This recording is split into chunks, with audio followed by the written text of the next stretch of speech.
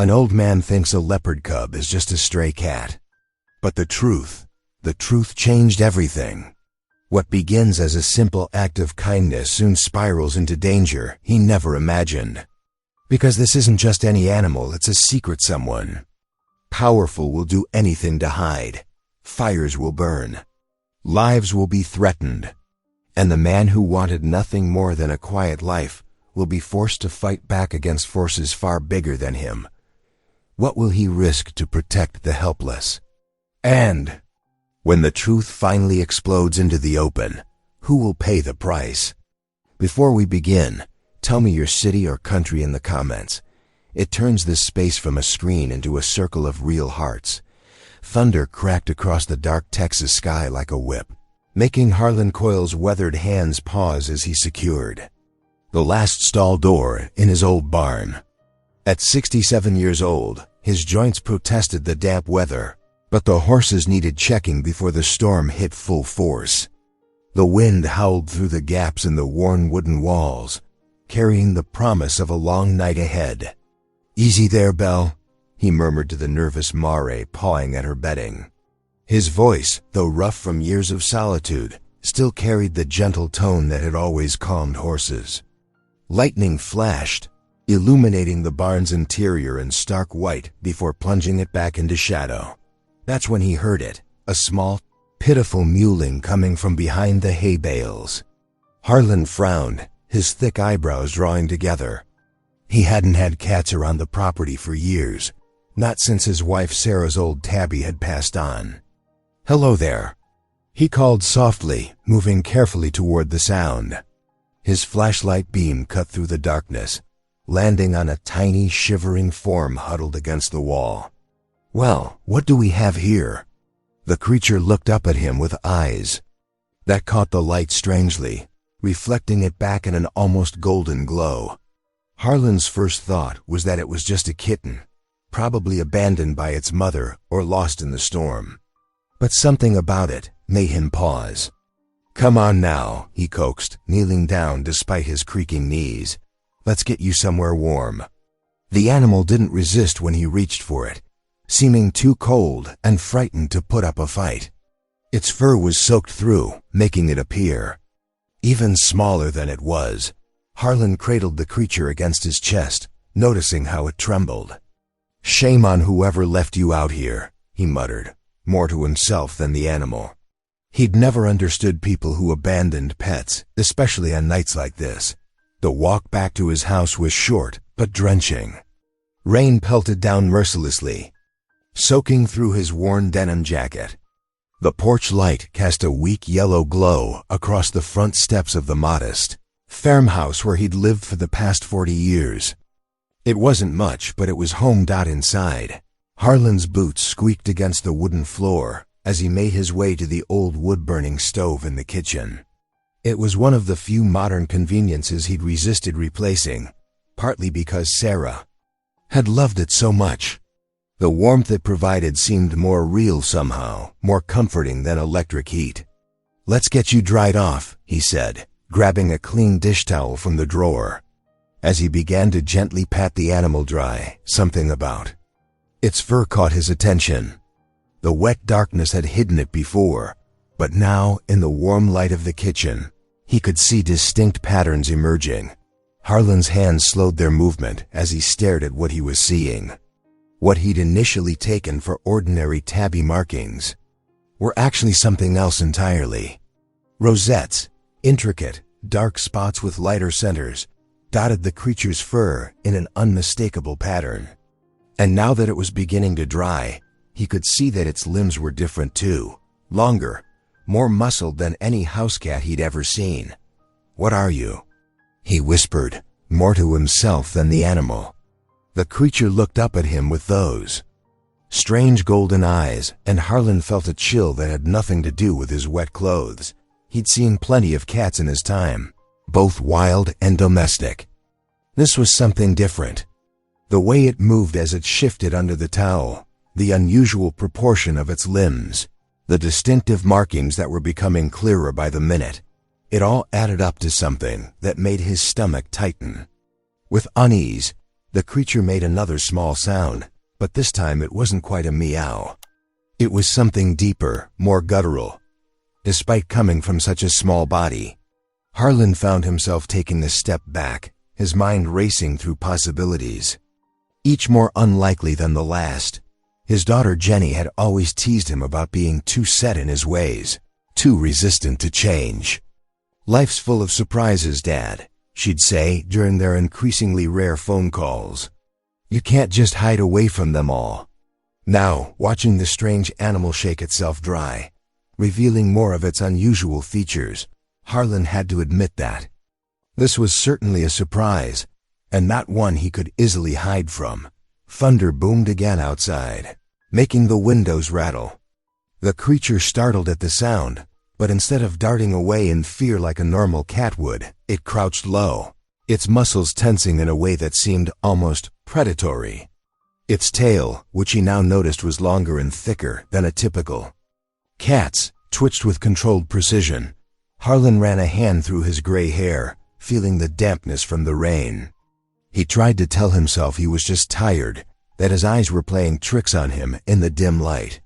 But he'd spent too many years working with animals not to trust his instincts. And right now, every instinct he had was telling him that he'd brought something extraordinary into his home. The creature had finished drying itself and was now sitting near the stove, its unusual eyes fixed on Harlan with an intelligence that made him uncomfortable. It wasn't fear he felt, not exactly. It was more like the feeling you get when you suddenly realize you're in deeper water than you thought, and the bottom is no longer within reach. "Well," he said finally, his voice rough in the quiet kitchen, "I suppose we'll figure this out come morning." But even as he said it, Harlan knew his quiet, predictable life had just taken a sharp turn into unknown territory. The strange animal by his stove was going to change things, and he had a feeling this was just the beginning. He settled into his old armchair, keeping one eye on his unusual guest. The creature made no aggressive moves, seeming content to bask in the stove's warmth, but Harlan couldn't shake the feeling that he was being watched just as carefully as he was watching. Outside, the storm continued to rage, but inside, an even more unsettling storm of questions was brewing in Harlan's mind. The markings on its fur caught the firelight, creating shifting patterns that seemed almost hypnotic. Each time lightning flashed outside, casting brief, bright illumination through the windows, Harlan caught glimpses of details that only confirmed his growing suspicion. This was no ordinary stray he'd rescued from the storm. He thought about calling Jenny, then dismissed the idea with a soft snort. What would he say? "Hey, daughter I barely talked to, I think I just found something impossible in the barn?" No, this was something he needed to figure out on his own first.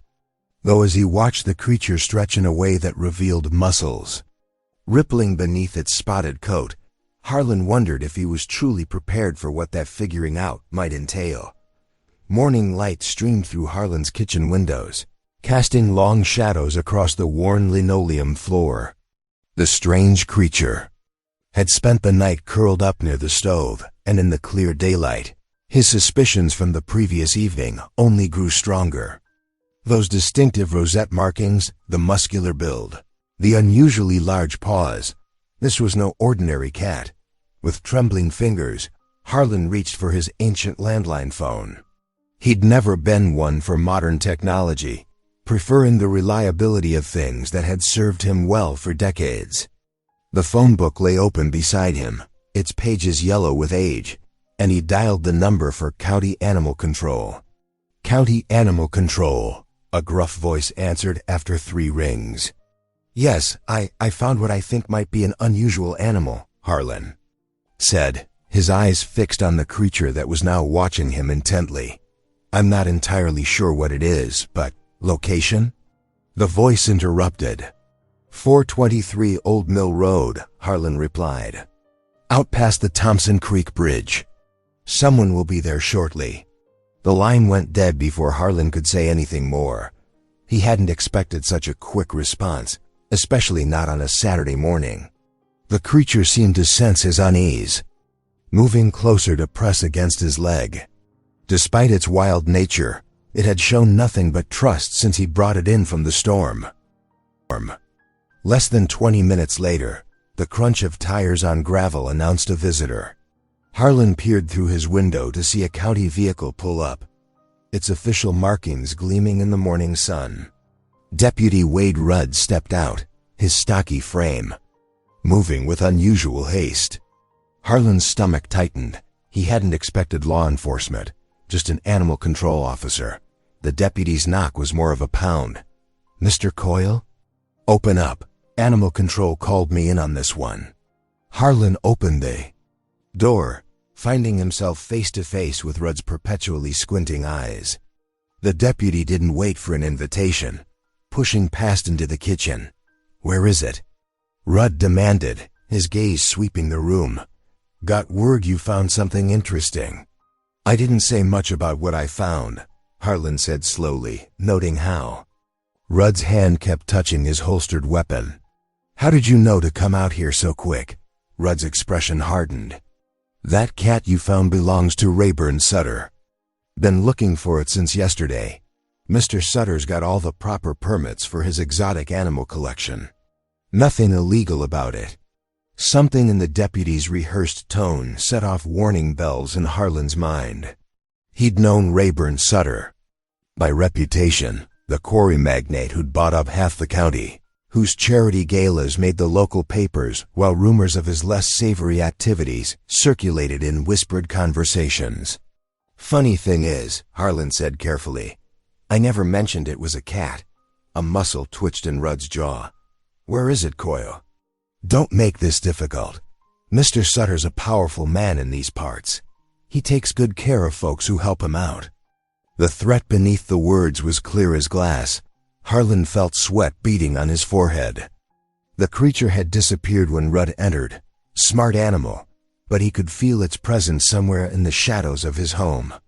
"Must have got out," he said, gesturing to the slightly open back door he'd just noticed. "Been coming and going all morning. Wild thing, you know how it is." Rudd's face flushed red. "Don't play games with me, old man. That animal is valuable property. If you're hiding it..." He let the sentence hang unfinished, heavy with implication.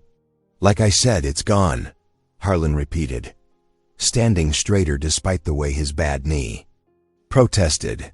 "Nothing more I can tell you." The deputy stepped closer, using his bulk to loom over Harlan.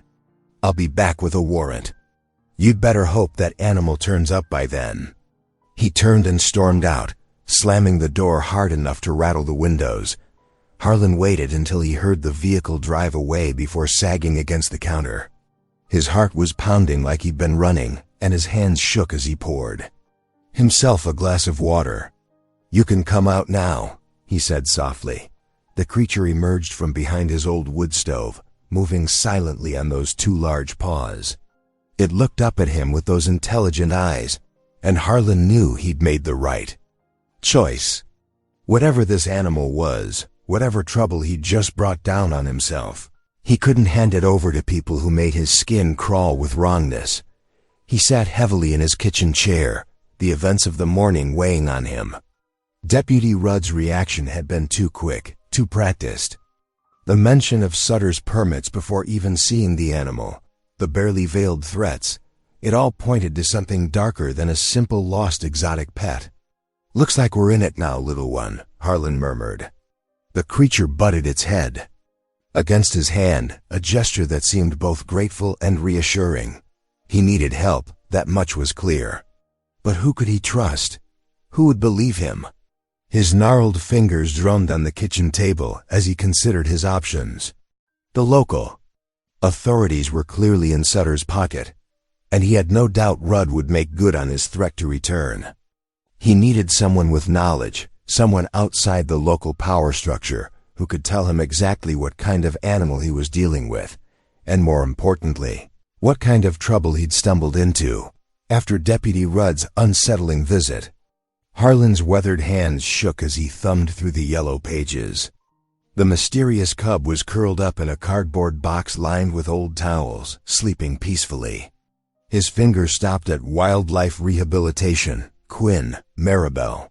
Something about the simple, no-nonsense listing gave him hope. The phone rang 4 times before a warm, professional voice answered. Maribel Quinn speaking. "Ma'am, I've got myself an unusual situation here," Harlan began, his voice rough with worry. "Found what I thought was a kitten in my barn during the storm, but it ain't no regular cat." Unlike the others he'd talked to, Maribel listened patiently as he described the creature's markings and behavior. No interruptions, no immediate dismissals. "Mr. Coyle, I'd like to come see this animal myself," she said finally. "Would that be all right?" Within an hour, a dusty pickup truck pulled into his driveway. Maribel Quinn stepped out, her practical boots crunching on the gravel. She was a sturdy woman in her mid-40s, with kind eyes and sun-weathered skin that spoke of long days working outdoors. Inside, Maribel knelt beside the box, her movements slow and deliberate. The cub watched her with alert eyes but showed no fear. She examined it carefully, her expression growing more serious by the minute. "Mr. Coyle," she said quietly, "this is a leopard cub, probably no more than 8 weeks old." She sat back on her heels, shaking her head. "It shouldn't be anywhere near Texas, let alone in someone's barn." Harlan's stomach dropped. "That fellow Sutter claims it's his, says he's got permits and such." "Rayburn Sutter?" Maribel's face hardened. "I know of him. His private zoo is just a front for something much darker." Before they could discuss it further, the crunch of tires on gravel announced another visitor. Harlan peered out the window to see his daughter Lenore's sleek car parking next to Maribel's truck. "Dad?"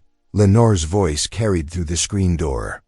She stepped inside, her business attire stark against the worn farmhouse interior. Her eyes narrowed at the sight of Maribel. "Who's this?"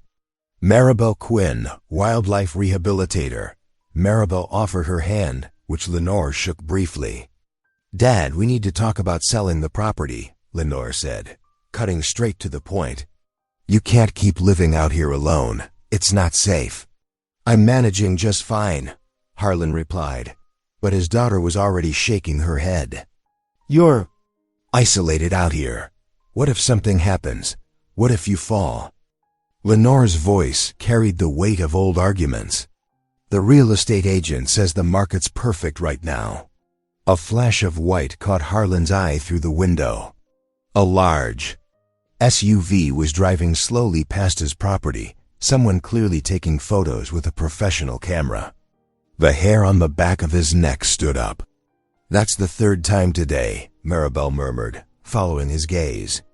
"They're watching the house." Lenore moved to the window, her face paling slightly. "What's going on, Dad? Why are people photographing the house?" Harlan exchanged looks with Maribel. The wildlife rehabilitator nodded slightly, and he took a deep breath. "Honey, you might want to sit down. There's something you need to know." He told her everything, finding the cub, Deputy Rudd's strange behavior, and now the mysterious surveillance. Lenore listened, her professional composure cracking as she realized the danger her father might be in. "This is exactly why you need to sell," she insisted, but with less conviction than before. "These people sound dangerous." "Which is exactly why your father needs support, not isolation," Maribel interjected gently. "Mr. Coyle, that cub is evidence of illegal wildlife trafficking. Sutter's influence runs deep in this county, but he's not above the law." The white SUV made another pass, slower this time. Harlan watched it through the window, remembering Deputy Rudd's rehearsed responses and aggressive demeanor. Sutter's reach was longer than he'd imagined, threading through law enforcement and who knew where else. "We need to document everything," Maribel said, pulling out her phone and taking pictures of the cub. "I have contacts in the Federal Wildlife Service. They've been trying to build a case against Sutter for years, but his local connections always managed to bury the evidence." The cub stirred in its box, letting out a small sound somewhere between a mew and a growl. Harlan watched as Lenore approached it cautiously, her expression softening as the cub blinked up at her with innocent eyes. "Dad," she said quietly, "whatever you decide to do, just be careful, okay?" Harlan nodded, touched by the concern in his daughter's voice. It had been years since they'd really talked, really connected.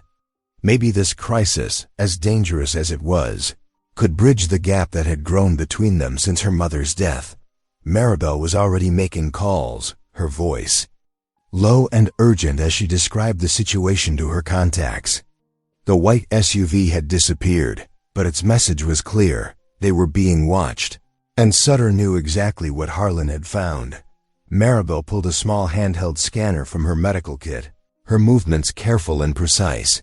The Leopard Cub, drowsy from a warm meal, lay contentedly in the cushioned box while she ran the device over its shoulder blade area. A soft beep made both Harlan and Maribel freeze. "Just as I suspected," Maribel muttered, her brow furrowing as she studied the tiny screen. "There's a microchip." Harlan leaned forward, his weathered hands gripping the edge of his kitchen table. "What's that mean?" "It means this little one belongs to someone, officially, at least." Her fingers flew across her phone's keyboard. "The chip is registered to an organization called Wildlife Education Partners in Oklahoma. Never heard of them."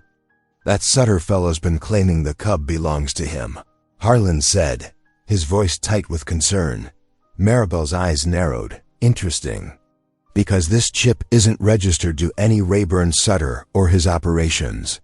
She showed Harlan her phone screen, displaying a sparse website with generic wildlife photos. "This organization doesn't even have a physical address listed. Just a P.O. box. Sounds mighty suspicious to me," Harlan said, watching the cub stretch in its makeshift bed. "It is. I've worked with legitimate wildlife sanctuaries for 15 years. The real ones are transparent about their locations and operations." Maribel sat back, her expression grim. "This feels like a front for something bigger." "What do you mean bigger?" "Exotic animal trafficking. It's more common than people think. Cubs like this one can sell for tens of thousands of dollars on the black market." She glanced at the sleeping cub. "The fact that Sutter's trying to claim ownership when the chip says otherwise, that's a red flag." Harlan's stomach churned. He'd known something wasn't right, but this was worse than he'd imagined. "What do we do?" "First, we need to get this little one somewhere safe and legal."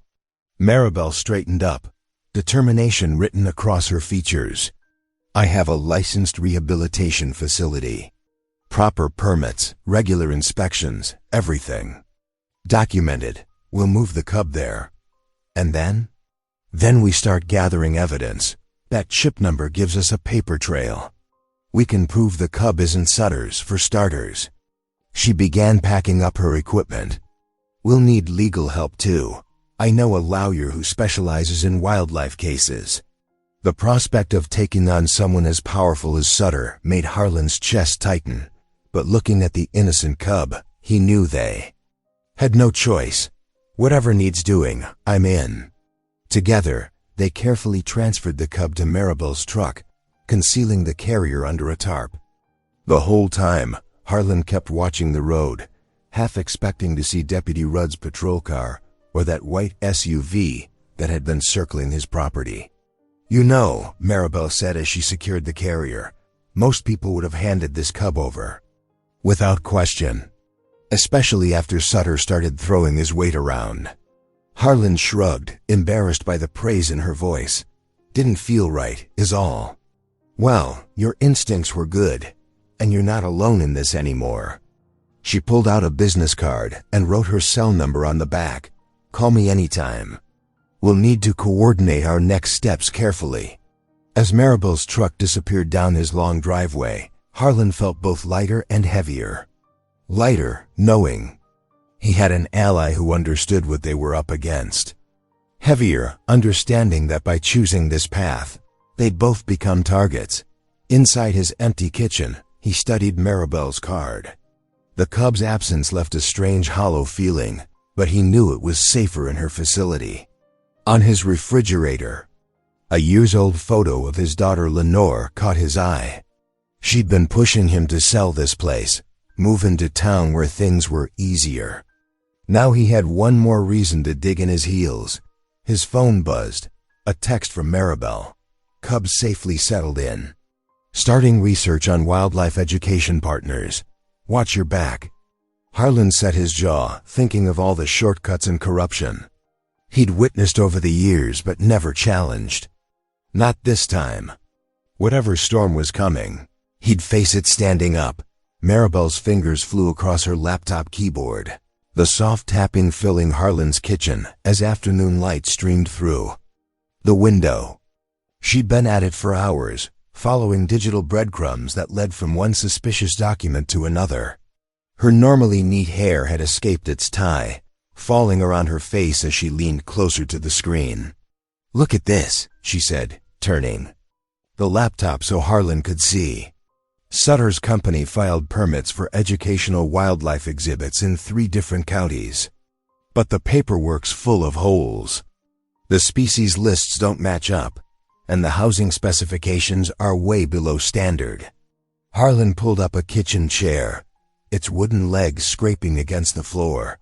Meaning what exactly? Meaning he's using these supposed exhibits as cover. Maribel pulled up another document. See these shipping manifests? They show animals moving in and out, but the numbers don't add up. More going in than coming out, officially at least. Harlan's weathered face darkened, like they're disappearing somewhere along the way. Exactly. Maribel ran her hand through her hair, frustrated. But proving it is another matter entirely. While Maribel dug through records, Harlan had been making calls of his own. His years as a traveling farrier had left him with connections throughout the county, stable hands, ranch workers, folks who noticed things but usually kept quiet. Now those old relationships were proving valuable. "Got something interesting from Pete down at the feed store," Harlan said, pouring them both fresh coffee. "Says his cousin works security at the truck stop on Highway 47. Claims he's seen some strange cargo coming through late at night. Custom trailers with heavy ventilation, armed guards, way more security than you'd need for regular livestock." Maribel looked up sharply. "When?" "Usually 3rd Thursday of the month, according to Pete. That's tomorrow night." They shared along. "Look across the kitchen table." Maribel slowly closed her laptop. "You thinking what I'm thinking? If we could get photos, maybe catch them in the act." Harlan trailed off, suddenly uncertain. He was just an old farrier, after all. What did he know about surveillance? But Maribel was already nodding, her eyes bright with purpose. "We need evidence that'll stand up to scrutiny. Photos, video if we can get it safely. Documentation of vehicles, license plates, anything that connects these shipments to Sutter." The plan came together over the next hour. The truck stop sat at a crossroads, with an overlooking ridge that offered a clear view of the loading area. They could set up there after dark, using Maribel's wildlife photography equipment to document whatever happened below. "It's not without risk," Maribel warned, spreading out a map of the area. "If Sutter's people spot us, then we'd better not get spotted," Harlan said simply. He might be past his prime, but he still knew how to move quietly when he needed to. They spent the rest of the day gathering supplies. Maribel's long-range camera with night vision capability, binoculars, warm dark clothing, and thermoses of coffee. Harlan dug out his old hunting blind from the barn, the camouflage fabric still serviceable despite years of disuse. As evening approached, Harlan felt a familiar knot of tension in his stomach. Not fear exactly, but the weight of knowing they were crossing a line. Once they took this step, there'd be no going back to his quiet life of shoeing horses and keeping to himself. Maribel must have sensed his unease. She paused in her preparations, placing a gentle hand on his arm. "We don't have to do this if you're not sure, Harlan." "I can handle it alone." Harlan shook his head. "No, I'm in. That cub found its way to my barn for a reason. Can't just look the other way now." They loaded their gear into Maribel's truck as the sun began to set. The ridge was accessible by an old logging road, letting them get within half a mile of their observation point without being visible from the truck stop. "We should have a good view of the whole operation from up there," Maribel said, studying the map one final time. "If Sutter's moving exotic animals through here, we'll see it." But even as they made their final preparations, evidence of opposition was already appearing. A white SUV cruised slowly past Harlan's driveway, its tinted windows revealing nothing about its occupants. And at the Wildlife Center, Maribel had noticed unusual activity, vehicles she didn't recognize, people watching the building with poorly concealed interest. Still, they pressed on with their plans. Sometimes doing the right thing meant taking risks. The Leopard Cub, now safely hidden at Maribel's facility, was counting on them. So were all the other animals caught up in Sutter's operation. As they climbed into Maribel's truck, Harlan felt something he hadn't experienced in years: purpose. This wasn't just about one lost cub anymore. It was about standing up to the kind of corruption that counted on good people staying quiet and looking the other way. "Ready?" Maribel asked, turning the key in the ignition. Harlan nodded, his jaw set with determination. "Ready as I'll ever be." The morning sun had barely cleared the horizon when Deputy Wade Rudd's patrol car kicked up dust on Maribel's gravel driveway. She stood in her doorway, arms crossed, watching him swagger toward her wildlife rehabilitation center, with a thick stack of papers clutched in his meaty hand. "Miss Quinn," he drawled, squinting against the early light. "Got some serious violations. Here need addressing." His badge gleamed as he thrust the papers at her. Maribel took them, her face carefully neutral. "What violations would those be, Deputy?" "Improper containment structures, inadequate spacing, unauthorized species." He ticked them off on his fingers, a smirk playing at the corners of his mouth. "Could shut you down today if I wanted." "These facilities were inspected and approved last month," Maribel said, flipping through the citations. Her hands trembled slightly, but her voice remained steady. "Nothing's changed since then. Funny how things that looked fine before don't look so fine now." Rudd hooked his thumbs in his belt. "Maybe you ought to think real careful about what kind of animals you're taking in these days." The threat hung in the air between them. Maribel lifted her chin. "I'll have my lawyer review these. You do that." Rudd turned to leave, then paused. "Shame if something happened to shut this place down permanent-like. Lot of folks wouldn't miss it." After he left, Maribel called Harlan immediately. "They're trying to squeeze us," she said. "We must be getting too close." That night, Harlan couldn't sleep.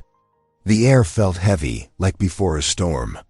Around midnight, an orange glow through his bedroom window caught his eye. His heart stopped. Flames were licking up the side of his barn. He threw on his boots and ran outside in his pajamas.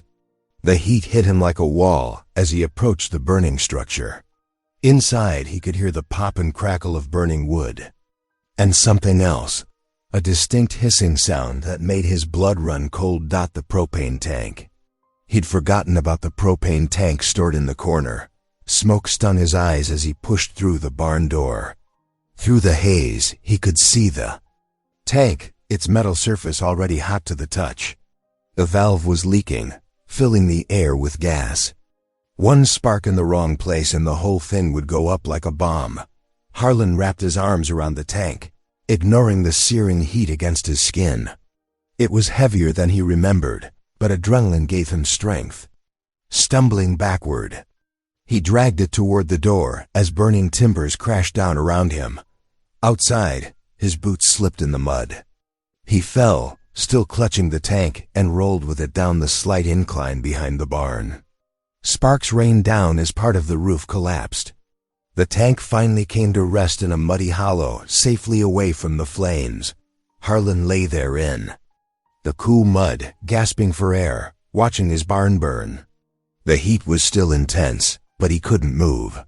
His arms were blistered, his lungs burning from the smoke. But he was alive. Fire trucks arrived eventually, their sirens splitting the night. But Harlan barely heard them. All he could think about was how close he'd come to death. This wasn't just about paperwork and permits anymore. These men, Sutter and his cronies, they were willing to kill to keep their secrets. As dawn broke, over the smoldering ruins of his barn, Maribel's truck came bouncing up his driveway. She ran to where he sat wrapped in a blanket on his porch steps. "Oh my God, Harlan," she breathed, taking in his singed hair and bandaged arms. "Are you okay?" He nodded slowly. "They tried to blow me up, Maribel. That tank would have taken half the county with it if it had caught." She sat beside him, her shoulder touching his. "This is real now," she said softly. "They're showing us just how far they'll go. They think they can scare us off," Harlan said. His voice was hoarse from the smoke, but determined. "But all they've done is prove we're on the right track." The ruins of his barn smoldered in the growing light, a stark reminder of what they were up against. But seeing it in the harsh light of day didn't frighten Harlan anymore. Instead, it made him angry. These men had brought their violence to his home, threatened everything he'd built. The time for playing it safe was over. He looked at Maribel, saw the same resolve in her eyes. They were in this fight now, whether they wanted to be or not. And they weren't about to back down. Maribel's fingers flew across her keyboard, her eyes fixed on the screen as lines of data from the Leopard Cubs. Microchips scrolled past. The small creature dozed peacefully in a heated enclosure nearby, unaware of the breakthrough unfolding. Harlan stood behind her chair, his weathered hands gripping the backrest as he peered at the monitor. "Wait," Maribel suddenly said, her voice tight with excitement. "Look at this." She highlighted a section of text, leaning forward. "The chip has 2 separate registration numbers. That's not just unusual. It's impossible under legal wildlife tracking protocols." Harlan squinted at the screen. "What does that mean exactly?" "It means someone's playing a shell game."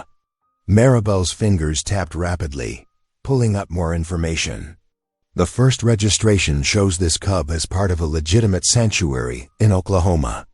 But the second," she paused, her breath catching. "The second ties directly to Sutter's ranch. He's using dual registrations to move animals through different facilities, making it look like there are more cats than actually exist. Creating paper tigers," Harlan muttered, beginning to understand. "Or in this case, paper leopards." "Exactly. He registers the same animals multiple times under different IDs, then uses those extra registrations to cover illegal sales." Maribel's voice grew harder. "But there's more. Look at this breeding record attached to the second registration." She pulled up another file, this one containing dates and identification numbers. "This cub's mother is listed as still alive, and she's at Sutter's ranch right now." Harlan straightened, his face darkening. "You're sure?" "Positive."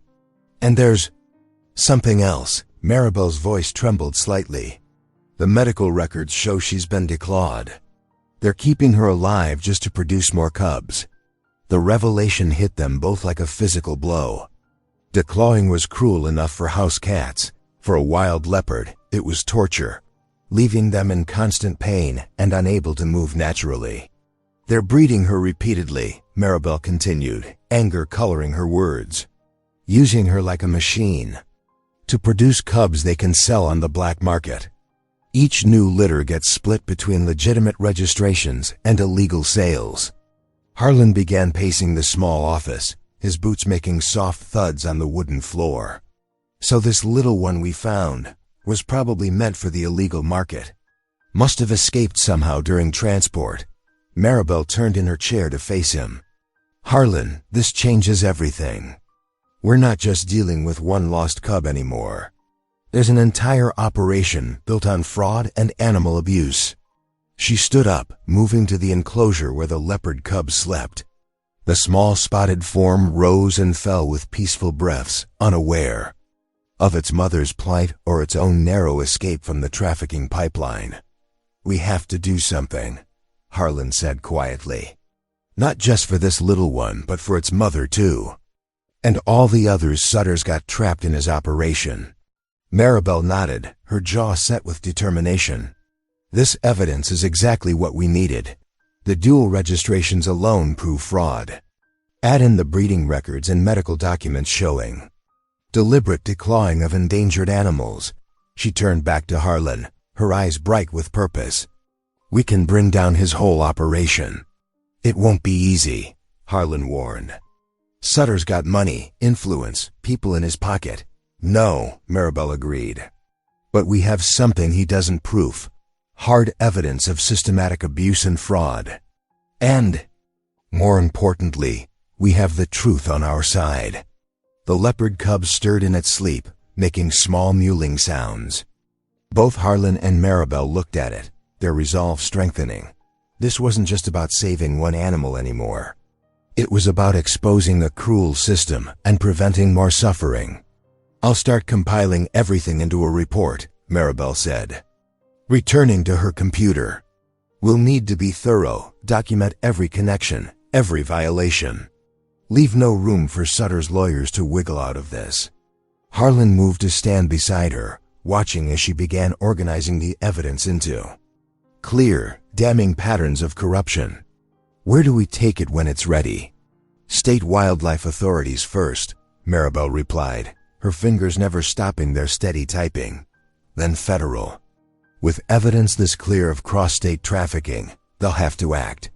And once they start looking, she smiled grimly, Sutter's whole house of cards will come tumbling down. The weight of their discovery settled over them both, the responsibility and the risk, but also the hope. They had started this journey trying to save one small life. Now they had the chance to save many more, to right a much bigger wrong than they'd initially imagined. In its enclosure, the leopard cub slept on, safe and warm, while its rescuers began the work of ensuring no more cubs would be torn from their mothers. No more magnificent creatures would suffer under the cruel machinery of greed and exploitation. The truth had been hidden in plain sight, coded in digital strings of numbers and dates, waiting for someone caring enough to look deeper, brave enough to stand against the powerful forces that would prefer it stay buried. The morning sun filtered through the blinds of Maribel's office as she and Harlan spread their evidence across her desk. Papers, photos, and documents formed a damning mosaic of Sutter's operation. Harlan's hands trembled slightly as he sorted through shipping manifests, each one a piece of the puzzle they'd risked their lives to assemble. The media packet needs to be ironclad, Maribel said, carefully organizing a stack of photographs showing the dual-registered animals. We'll send it to every major newspaper and television station within 500 miles. Once it goes public, there's no turning back. Harlan nodded, his weathered face set with determination. And the federal tip line? I've prepared separate packets for the Fish and Wildlife Service and the FBI. Maribel tapped a thick manila envelope. But we can't wait for them to act. Sutter's hosting that charity gala at his ranch next Saturday. It's our best chance to get inside and document everything. The mention of direct infiltration made Harlan's stomach tighten. He pulled out the ranch layout they'd pieced together from satellite images and county records. The sprawling property was like a small kingdom with the main house perched on a hill overlooking various outbuildings and enclosures. The security will be lighter during the gala, Harlan said, pointing to the service entrance. Everyone will be focused on the guests up front. I used to do farrier work at places like this before. He paused, memories of his younger days flooding back. I know how to move around without drawing attention. Maribel studied him with concern. Harlan, this isn't just shoeing horses. If we're caught, I know. He met her gaze steadily.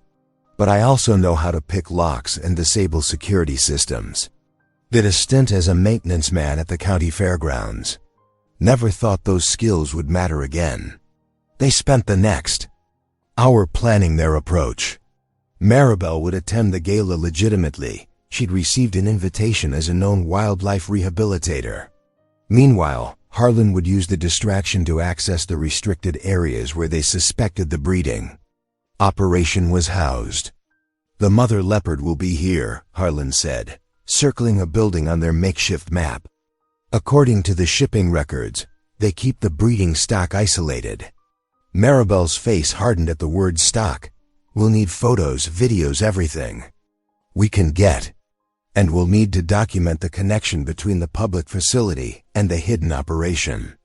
As the afternoon wore on, they refined their plan. Harlan practiced with a small camera, making sure he could operate it quickly in low light. Maribel wrote out detailed instructions for accessing and downloading security footage. They memorized escape routes and established emergency protocols. "If something happens to either of us," Maribel said, her voice steady but her eyes betraying her fear, "the other releases everything to the media immediately. No hesitation." Harlan reached across the desk and squeezed her hand. "We're going to expose them, Maribel. All of them.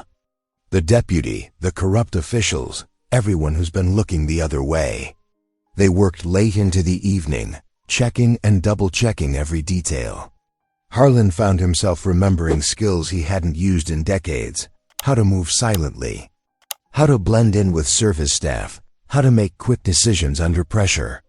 His body might be older, but his mind was sharp, focused by the urgency of their mission. "I never thought I'd be doing anything like this at my age," he admitted as they took a break to eat sandwiches Maribel had packed. "Thought my exciting days were long behind me," Maribel smiled. "Sometimes the most important fights find us when we least expect them." "You could have walked away that first night, Harlan. Given the cub to Deputy Rudd, nobody would have blamed you." "No," he said quietly, "I couldn't have. Not," and still looked at myself in the mirror. They returned to their preparation, rehearsing their roles and synchronizing their watches. The weight of what they were attempting settled over them like a heavy blanket. This wasn't just about one cub anymore, or even the mother leopard. This was about confronting a system of corruption that had festered in their community for too long. 7 days, Maribel said finally, looking at the calendar. 7 days until the gala. Harlan nodded, gathering their materials carefully. 7 days to prepare for the biggest risk we've ever taken. As they secured their evidence in separate locations, neither wanting all their documentation in one place, they shared a look of quiet resolve. They were no longer just a retired farrier and a wildlife rehabilitator. They had become something more: defenders of truth, protectors of the voiceless, and perhaps their community's last hope for justice. "Whatever happens," Harlan said as they prepared to part ways, "I want you to know." "Don't," Maribel interrupted gently. "Tell me after we succeed." "Because we will succeed, Harlan. We have to." They stood in the gathering dusk, two unlikely heroes, preparing to confront a powerful enemy. The evening air was cool and still, carrying the promise of autumn. Somewhere in the distance, a lone coyote called out, reminding them of all the wild things that depended on their courage. Thunder rumbled in the distance as Harlan and Maribel crouched behind a line of parked cars at Sutter's Ranch.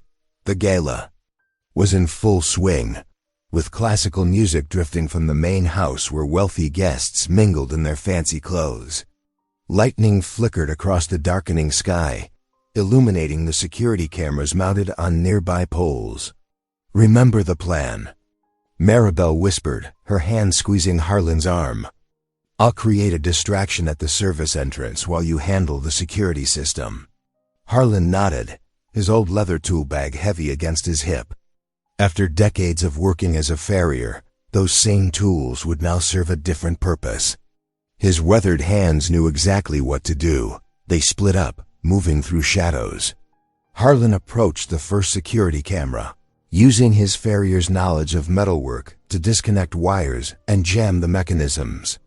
One by one, blind spots appeared in Sutter's surveillance network. The rising wind covered the sound of his work. At the main gate to the animal enclosures, Harlan's expertise truly shone. The locks were simple compared to the intricate work he'd done on countless horseshoes. Within minutes, he had disabled the electronic systems and compromised the mechanical backups. "Gates clear," he murmured into the small radio Maribel had insisted they carry. "Good," her voice crackled back. "I've got their attention at the delivery entrance. Moving to Phase 2. Thunder crashed closer now as Harlan slipped into the habitat area. The mother leopard's cage stood at the far end. He'd memorized its location from the facility plans they'd obtained. The big cat watched him approach, her eyes reflecting the dim emergency lighting. "Easy girl," he whispered, working on her enclosure's locks. "We know about your baby. We're here to help." The leopard seemed to sense his intentions. She moved cautiously as the gate swung open, following his gentle guidance toward the pre-planned escape route.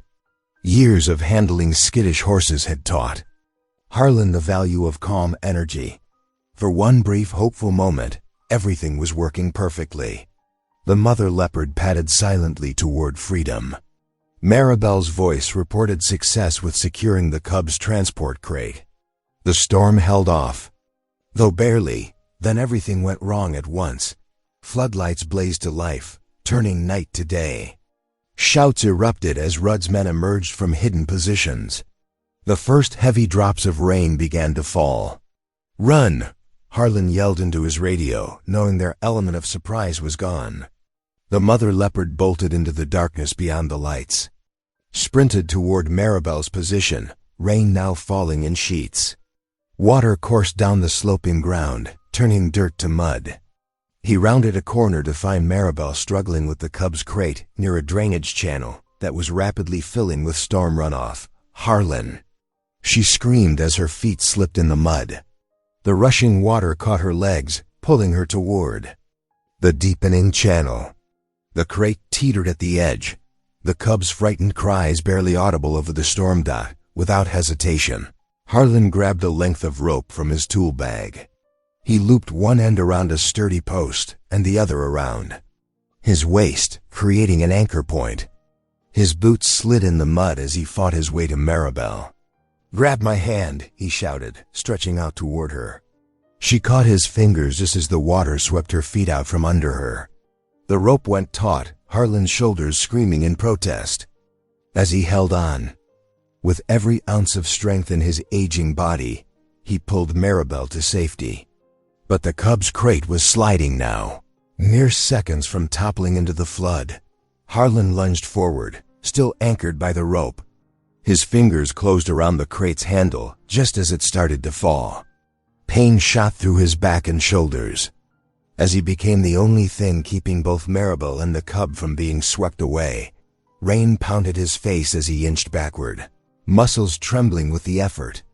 Each movement sent fresh waves of agony through his battered body, but he couldn't let go. Wouldn't let go. Finally, Maribel found solid footing. Together, they dragged the crate to stable ground.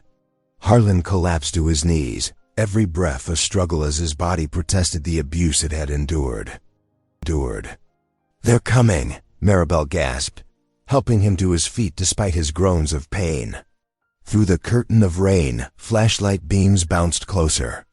Rudd's angry voice carried over the storm, ordering his men to search every corner of the property.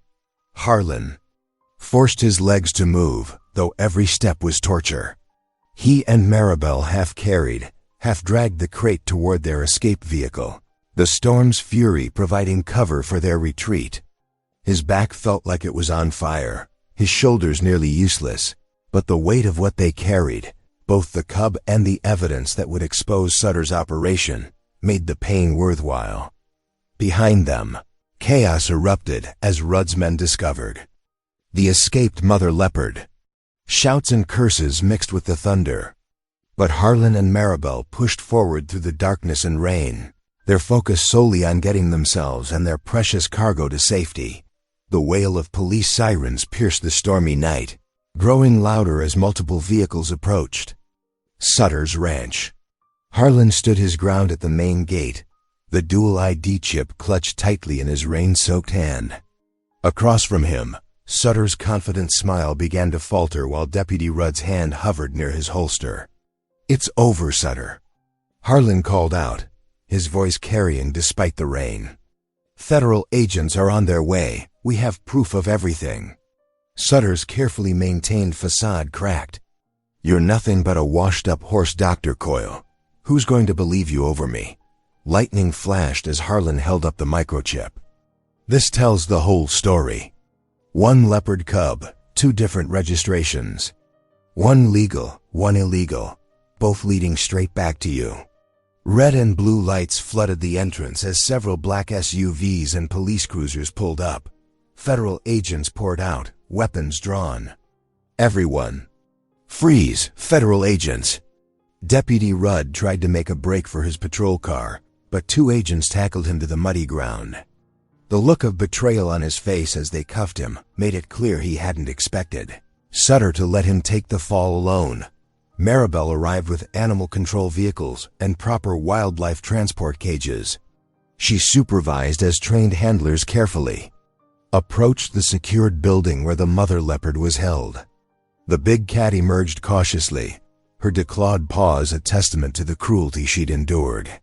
Her cub, safe in a separate carrier, called out to her with small chirps. "They'll be taken to a legitimate sanctuary in Colorado," Maribel told Harlan as they watched mother and cub being loaded for transport. "Together this time, where they'll have space to roam and proper care." Sutter's arrest played out on local news stations across the state. His empire of exotic animal trafficking crumbled as evidence mounted. Other victims of his scheme came forward, and more illegal operations were exposed. The man who had seemed untouchable was led away in handcuffs, his designer ranchwear replaced by an orange jumpsuit. A week later, Harlan sat on his porch, watching the sunset. A car pulled up, his daughter Lenore's sedan. His heart tightened as she walked toward him, her steps hesitant but purposeful. "Dad," she said, settling into the chair next to his. "I saw everything on the news. Why didn't you tell me what was really going on?" Harlan's weathered hands gripped his coffee mug. "Didn't want to worry you. Didn't think you'd understand." "I understand more than you think." Lenore reached over and covered his hand with hers. "I was wrong about selling the place. This is your home. It's where you belong." Tears pricked at Harlan's eyes. "I haven't been much of a father since your mother passed." "Maybe we can work on that," Lenore said softly, "if you're willing." A soft meow interrupted them. A small tabby cat, a regular house cat this time, emerged from behind a flower pot. It approached Harlan's chair and rubbed against his leg. "Made a new friend?" Lenore asked, smiling. "Found her in the rebuilt barn last week. Nothing exotic about. This one, just a regular cat needing a home." Harlan reached down to scratch behind the tabby's ears. Sometimes the simplest connections are the most important. The cat jumped into his lap, purring loudly. Lenore laughed, a sound Harlan hadn't heard in far too long. As evening settled over the ranch, father and daughter began the slow work of rebuilding their relationship, while a contented cat dozed between them. "You know," Lenore said, "I've got some vacation days saved up. Maybe I could come by next weekend. Help you fix up that fence in the north pasture." Harlan smiled, feeling truly at peace for the first time in years. "I'd like that, sweetheart. I'd like that very much." The media circus eventually died down. Sutter's trafficking network was dismantled. Deputy Rudd faced charges for corruption, and the animals found their way to proper sanctuaries. But for Harlan, the greatest victory was much quieter, the slow healing of his family bonds, marked by shared meals, long talks, and the simple presence of a rescued barn cat who reminded him daily that it's never too late to open your heart to connection. If this story warmed you tonight, subscribe and leave a single line that stayed with you. Your words shape tomorrow's story.